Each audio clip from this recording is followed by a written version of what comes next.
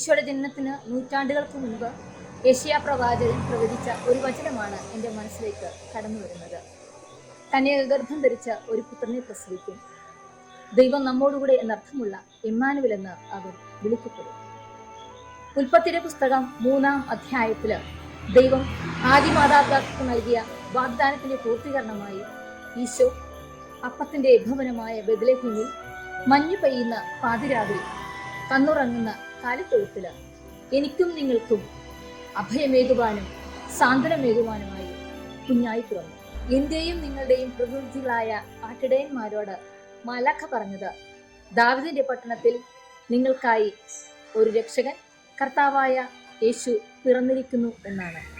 പ്രിയമുള്ളവരെ, ഈശോയുടെ തിരുപ്പിറവയ്ക്കായി ഒരുങ്ങുന്ന ഈ സന്തോഷ നിമിഷത്തില് ഇന്ന് ഈശോയ്ക്ക് പുണ്യമായി നാം നൽകുന്നത് സന്തോഷത്തിന്റെ രഹസ്യത്തിലെ 3-ാം രഹസ്യം ഭക്തിയോട് ചൊല്ലി ഈശോയ്ക്ക് നമുക്ക് കാഴ്ചയായി സമർപ്പിക്കാം.